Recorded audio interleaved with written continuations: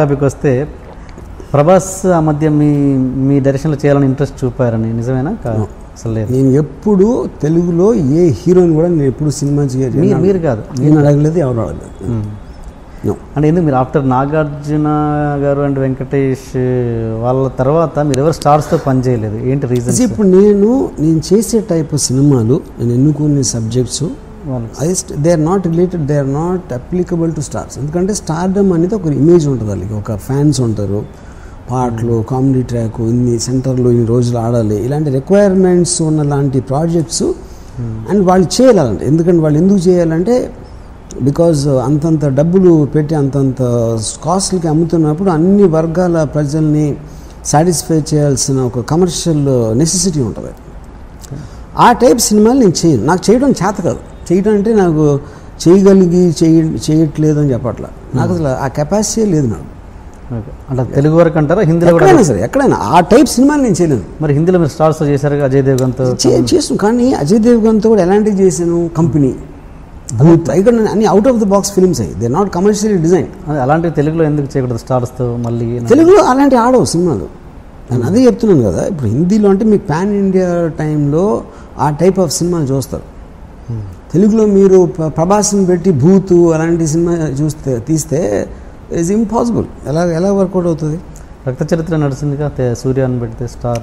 అదే చెప్తున్నా, రక్త చరిత్ర అనేది మీకు అసలు ఇమేజ్ లేని మనుషులు ఒక రానెస్ తోటి ఉంది. అదే మీరు తారక్తో పెడితే సినిమా అట్లా ఉండదు, ఇంపాసిబుల్ అది. మీకు కాస్ట్ ఫీలింగ్ ఉందా? నాకు ఏ ఫీలింగ్ లేదు. నాకు దేశం ఫీలింగ్ కానీ, కాస్ట్ ఫీలింగ్ కానీ, నా ఫ్యామిలీ కానీ, నేను కానీ, చివరికి నా ఫీలింగ్ కూడా లేదు. వర్మ అన్నది జస్ట్ ఊరికే పెట్టుకున్నారా లేకపోతే ఇట్లా వినడానికి బాగుంది అంతే? వినడానికి బాగుంది, రైమింగ్ బాగుంది. ఓకే. రాము గారిని కేర్ చేయని హీరోయిన్ ఇప్పటివరకు ఎవరైనా తగిలారా మీకు? మిమ్మల్ని కేర్ చేయని heroine? Heroine it's very hypothetical question. ఎందుకంటే ఫస్ట్ ఆఫ్ ఆల్ అలాంటి ఇన్స్టెన్స్ ఎప్పుడు రావడానికి ఆసుకుంది. ఎవరు హీరోయిన్ కాకుండా ఎవరైనా నన్ను కేర్ చేయని మనుషుల్ని నేను ఎప్పుడు నాకు గుర్తులేదు అసలు. అంటే అసలు అలాంటి ఇన్సిడెంట్ ఎక్కడి నుంచి వచ్చింది అనేది,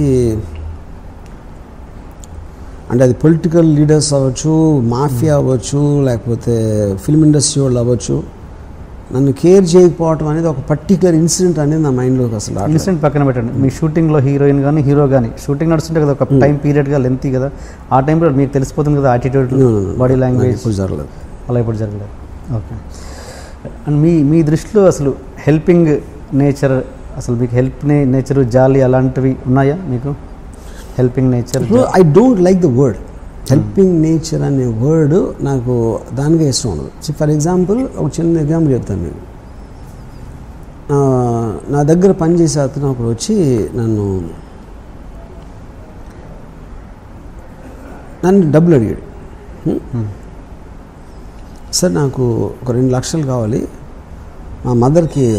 సరే, మీ మదర్ గురించి నాకు చెప్పదు, ఎందుకంటే నువ్వు నా దగ్గర పని చేస్తున్నావు, నీకు అవసరం ఉంది, నాకు నీకు ఇవ్వాలనిపించి నాకు నా దగ్గర కెపాసిటీ ఉంటే నేను ఇచ్చేస్తాను. నీ ప్రాబ్లమ్స్ నాకు చెప్పదు. నువ్వు చెప్పిన అరే అవునా అలాగా అనేది అలాంటి దాంట్లో నేను అసలు వెళ్ళను అసలు ఇప్పుడు ఆ జోన్లోకి. సిమిలర్గా నాకు ఎప్పుడన్నా జ్వరం వస్తే నేను అసలు ఎవరు ఇంటికి రాను అన్నాను. నన్ను వచ్చి నువ్వు కొంచెం ఏదో మందు తాగించి అట్లా అదే మెడిసిన్ వేయించి అట్లాంటివి నాకు చిరాకు. You know, so anything which is of a genre of something which is supposed to make me feel bad, అది నేను అవాయిడ్ చేస్తాను. ఓకే, అప్పుడు కానీ ఆ 2 లక్షలు ఇచ్చాను. వాళ్ళ మదర్ గురించి చెప్పినా చెప్పకపోయినా తనంటే నాకు ఇష్టం, తను అవసరం అవ్వకపోతే తప్ప అడగడం నాకు తెలుసు. యూనో, కానీ ఇలా చెప్పినప్పుడు ఇది ఒక్కటే గుర్తుంచుకుంటాడు, ఇలా అన్నాడు అని. సో అప్పుడు హెల్ప్ అనేది నేను ఇందాక ఒకసారి చెప్పాను, నేను అసలు మనీ ఎప్పుడు నేను డీల్ చేయను ఎప్పుడు అసలు మనీతోటి. నా చెక్కి డ్రాఫ్ట్కి నాకు డిఫరెన్స్ తెలియదు, అకౌంట్లో డబ్బులు ఉన్నాయా లేవా నాకు తెలియదు, అగ్రిమెంట్లు ఏది ఉంటే అది పైన I just live by that, like that. You know, మీరు కరెన్సీ కరెన్సీ చూసి చాలా రోజులైందండి నిజమేనా? That's true. ఓకే. నేను అసలు క్యాష్ అనేది చేత్తో పట్టుకుని నాకు గుర్తులేదు అసలు. ఐ కాంట్ రిమెంబర్ ఇయర్స్ అయిపోయింది.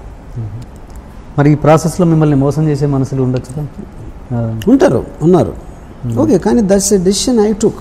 ఎందుకంటే దాన్ని ఇప్పుడు ప్రతి బ్రహ్మదేవుడో లేకపోతే నేచరో లేకపోతే వాట్ ఎవర్ కన్స్ట్రక్ట్స్ మీకు లిమిటేషన్స్ ఉంటుంది. మీరు ఎగరలేరు, కేవలం నడవగలుగుతారు.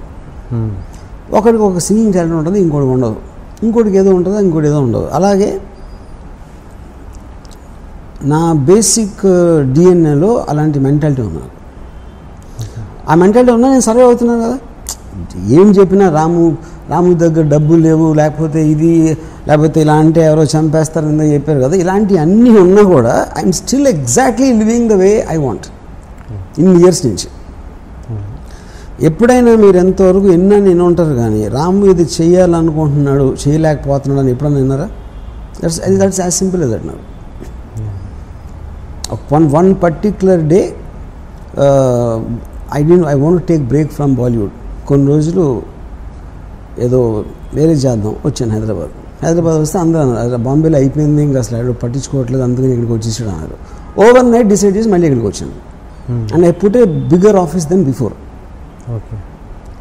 ఇప్పుడు వీళ్ళందరూ కూడా స్పెక్యులేట్ చేయగలుగుతారు కానీ వాళ్ళ గురించి ఎందుకు ఆలోచన, నా గురించి ఆలోచించే వాళ్ళ గురించి నేను ఆలోచించే వాళ్ళ గురించి. ఎందుకంటే నాకు టైం లేదు, వాళ్ళకి టైం ఉంది కాబట్టి నా గురించి ఆలోచిస్తారు. అప్పుడు నా గురించి ఆలోచించే టైంలో వాళ్ళ గురించి ఆలోచించుకుంటే కొంచెం అన్న పైకి రావడానికి ఛాన్స్ ఉంది అనేది నా ఫీలింగ్. మీ బ్యాంక్ బ్యాలెన్స్ ఆస్తి ఎంత ఉండొచ్చు చెప్తే దొంగలు ట్యాక్స్ వాళ్ళు ఎత్తుకుపోతారు కాబట్టి చెప్పను.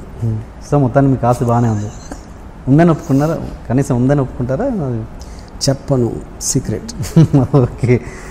మీ తదనంతరం మీ ఆస్తి ఎవరికి అంటే నాకు అంటే మీరు ఇందాక చెప్పారు కదా చివరి అది ఏమైనా తెలిస్తే మాత్రం మొత్తం ఖర్చు పెడుతున్నాను, ఎవరికి ఇవ్వకుండా.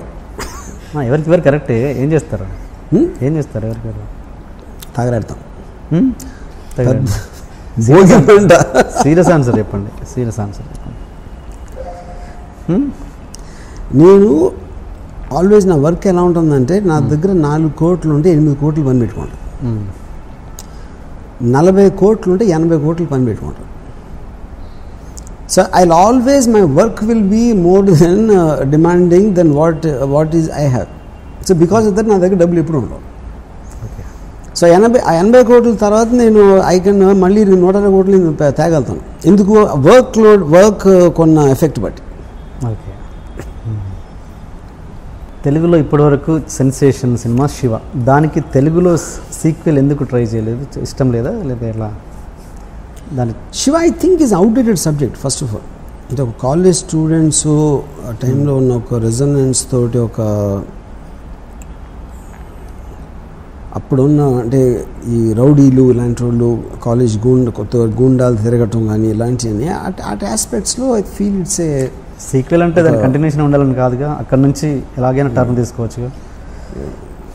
ఇంకోటి నాకు అంటే ఇప్పుడు నేను శివ తీసిన డైరెక్టర్ని కాదు ఇప్పుడు, ఎందుకంటే నా మైండ్ దాంట్లో వర్క్ అలాంటి స్పీర్లో ఇప్పుడు వర్క్ చేయట్లేదు. ఓకే. సో నేను ఈ మధ్యన 25th ఇయర్ కోసం నాగార్జున నేను ఏదో ఒక డాక్యుమెంటరీ చేద్దాం అనుకుని నేను మళ్ళీ చూశాను సినిమా. ఇది 25 years అయ్యాక చూశాను ఆ సినిమాని. నాకు అసలు ఏమాత్రం నచ్చలేదు సినిమా, ఎందుకంటే I'm a change person. Maybe for the worse, better అని అంట్లా, it could be for the worse, it could be different అని నా ఒపీనియన్. ఇప్పుడు బాంబే మాఫియా ఇలాంటి మైండ్స్ స్టడీ చేసిన తర్వాత ఎవడో సైకిల్ చైన్ తెంపి కొట్టడం అనేది నాకు చాలా చిన్నపిల్లల సినిమాలో ఉంది. అది ఇప్పుడు చూస్తే బట్ ఆఫ్కోర్స్ ఆ టైం పీరియడ్ వేరు, నేను వేరు, ఆ టైంలో నేను ఆలోచన ఎక్స్పోజర్ వేరు. కానీ సత్య సినిమా చూస్తే ఇప్పటికీ కొత్తగానే ఉంది నాకు. ఈ మధ్యన చూశాను మళ్ళీ, అంటే నియర్లీ 12 years 18 years తర్వాత.